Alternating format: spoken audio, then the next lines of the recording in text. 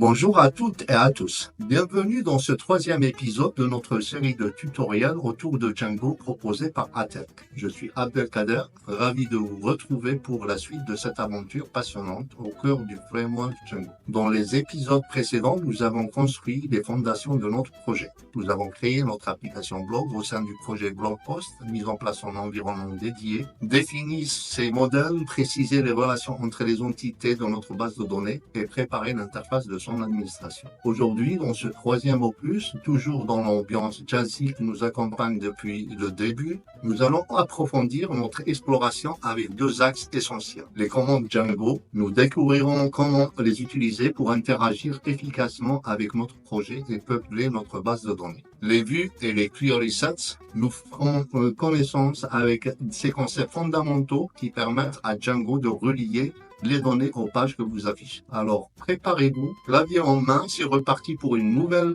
session de code, de découverte et de plaisir.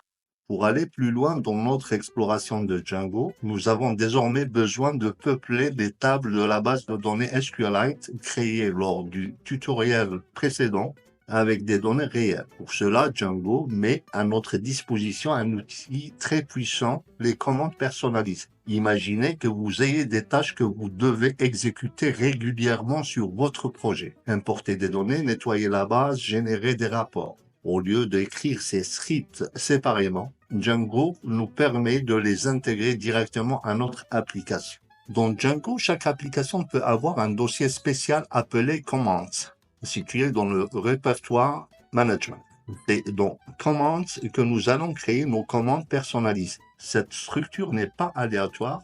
Django suit le principe Convention over Configuration, convention plutôt que configuration. En plaçant nos commandes dans cet emplacement précis, Django les découvre automatiquement sans configuration supplémentaire. D'abord, dans notre application, créons les dossiers nécessaires. Management, à l'intérieur de Management Commands, et n'oublions pas les fichiers _init _.py dans chaque dossier. Pour coder cette commande personnalisée dans notre application, tout d'abord, nous importons la classe baseCommand depuis le module django.core.management.base. BaseCommand est la classe de base que Django met à disposition pour créer ses propres commandes en ligne de commande, comme on le ferait avec les commandes exécutées avec Python manage.py.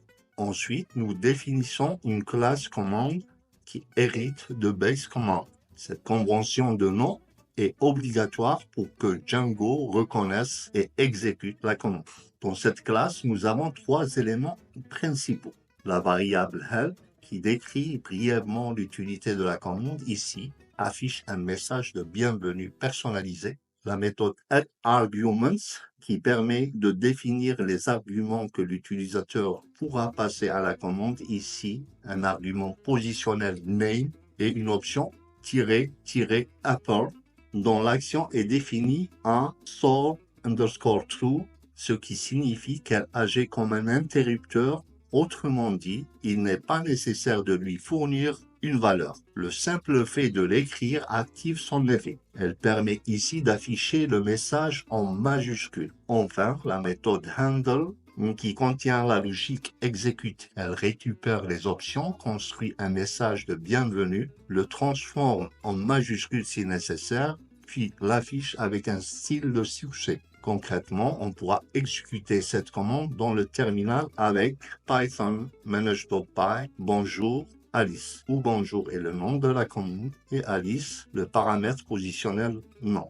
Le résultat, bonjour Alice, bienvenue dans le monde des commandes Django. En minuscule, essayons avec l'option Apple. Python manage.py bonjour Bob de -Apple. Le résultat, la même phrase avec le nom Bob en majuscule. Nous pouvons même voir d'être automatiquement généré. Python manage.py bonjour -help. S'affiche alors tous les renseignements sur notre commande, description, options, etc.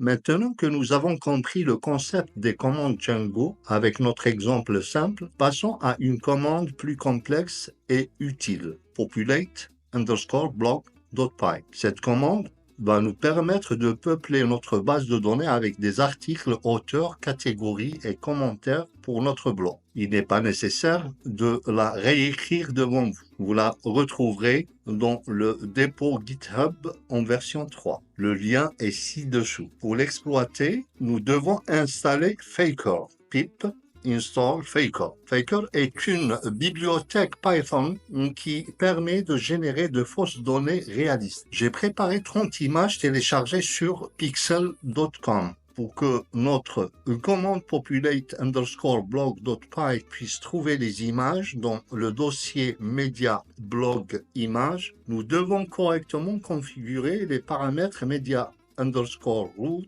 et media_url dans notre fichier setting.py. Voici comment procéder. Ouvrons le fichier settings.py et ajoutons les paramètres suivants. Media_url media qui permet de définir l'URL public pour accéder au fichier media et media_root qui indique le chemin absolu où Django stocke les fichiers médias. Enfin, pour que Django serve les fichiers médias en mode développement, nous devons également modifier le fichier urls.py principal. Nous importons d'abord settings de django.conf. Nous importons ensuite static de django.conf.urls.static. Nous ajoutons à la liste patterns cette condition pour servir les fichiers médias en développement. Si le mode est debug, nous associons le préfixe URL media au répertoire media_root. Ces configurations permettent à notre commande de trouver et d'utiliser correctement les 30 images. Comme notre exemple bonjour, cette commande suit la même structure de base, mais elle est beaucoup plus élaborée. Class command hérite de base command comme toutes les commandes Django. Attribut help fournit une description claire de ce que fait la commande. Méthode add_arguments définit les options de la commande, notamment --reset. Méthode auxiliaire generate_content pour créer du contenu HTML structuré. Méthode handle contient la logique principale d'exécution. Cette commande est plus sophistiquée que notre exemple bonjour car elle utilise Faker, une bibliothèque qui génère des données réalistes, nom, email, texte, interagit avec le système de fichiers pour trouver les images dans le dossier media blog images, crée des relations complexes, gère les relations many-to-many avec table intermédiaire, fournit un retour visuel, utilise différents styles pour les messages, notice, success, warning, génère des statistiques, affiche un résumé des données créées à la fin, offre des options avancées. L'option reset permet de supprimer toutes les données existantes. La commande suit un processus logique. Réinitialisation optionnelle, suppression de toutes les données existantes si l'option reset est activée, création des catégories à partir d'une énumération prédéfinie, création des auteurs, 10 auteurs fictifs avec leurs informations, récupération des images, utilisation des 30 images que j'ai préparées, création des articles, 30 articles avec titre, contenu et statut varié, association, chaque article est lié à des catégories et des auteurs, commentaires, ajout de commentaires aléatoires, certains acceptés et d'autres non. Pour exécuter cette commande et peupler notre base de données, nous avons maintenant deux options. Python manage.py, populate_block ou Python manage.py, populate_block-reset. Lançons maintenant la commande.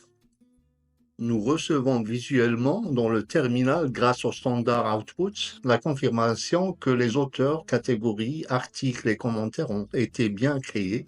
Enfin, pour valider que les données sont bien présentes, je relance le serveur et je me connecte à l'interface d'administration Django. Chose dite, chose faite, et c'est parfait. Nous avons rempli la base de données avec des articles. Il est temps de les exposer aux utilisateurs.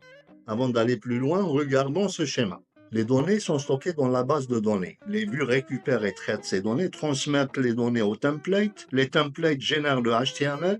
Le navigateur affiche les données formalisées. Le Django orchestre tout ce beau monde. Lors du premier tutoriel, nous avons servi dans un but de démonstration notre première page consistant en un texte de bienvenue avec la classe HTTP Response de Django. Je rappelle notre première vue, la fonction index prend comme paramètre request et qui retourne une réponse HTTP, un texte bienvenue sur mon admirable blog. À ce moment-là, nous n'avions ni modèle ni données enregistrées dans une base. Cette vue se contentait donc de renvoyer un simple texte au navigateur. Que se passe-t-il lorsqu'une page est demandée? Django crée un objet HTTP request qui contient des informations sur la requête. Navigateur, méthode HTTP, paramètres, etc. Il sélectionne la fonction de vue appropriée comme index et lui passe cet objet request en premier argument. La vue renvoie un objet HTTP response qui est ensuite transmis au navigateur de l'utilisateur. Une vue ou view est donc une fonction Python qui prend une requête HTTP et renvoie une réponse HTTP. Ces deux objets HTTP request et HTTP response sont définis dans le module Django.htt. Jusqu'ici donc, nous avons servi du texte statique. Il est maintenant temps d'afficher des données issues de notre base. Ces données sont manipulées à l'aide de query sets, un outil puissant offert par Django via les gestionnaires managers de modèles. Un query set est une collection d'objets issus de la base de données que l'on peut filtrer, trier, manipuler avant de les afficher. Exemple, pour récupérer tous les articles de blog stockés, nous utilisons le manager objects et la méthode all sur le modèle post. Cela génère en coulisses une requête SQL du type select tous les champs from blog post. Les query sets peuvent être enrichis de filtres qui sont des équivalents Python des clauses where ou limit en SQL. Jouons un peu avec un query set dans notre fichier script.py. Imaginons que nous soyons dans un contexte Django prêt à exécuter des requêtes. Nous importons le modèle post des modèles de bloc. Post est égal post.object.all print post. Cela affichera dans la console un objet query set représentant tous les articles du blog disponibles. Ce n'est pas encore le contenu des articles, mais une représentation de leur présence. Pour visualiser le contenu de chaque article, nous pourrions faire for post in post print post.title. Maintenant que nous avons des objets post, essayons de les envoyer dans une vue, mais cette fois dynamiquement. On commence simplement en affichant les titres de tous les articles via une vue utilisant HTTP Response. On importe le modèle post du blog, post égale post object all. On met dans la variable output les titres des posts et on envoie via HTTP Response output. Cette vue crée une chaîne de caractères contenant tous les titres séparés par des retours à la ligne. Le content type text plain indique au navigateur qu'il s'agit de texte brut.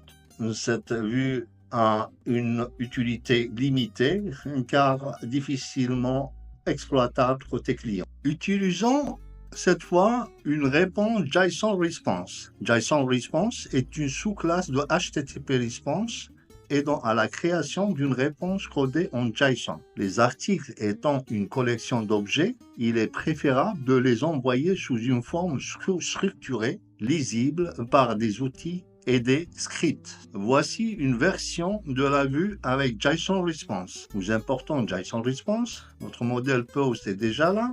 On applique à nos instances objets la méthode values qui va convertir les objets du modèle en un dictionnaire Python. On transforme le query set en liste de dictionnaires. On met safe à false parce que Django n'autorise par défaut que les dictionnaires seuls comme racine JSON. Or, ici, nous envoyons une liste. Cette forme est idéale pour une API ou pour une interaction JavaScript.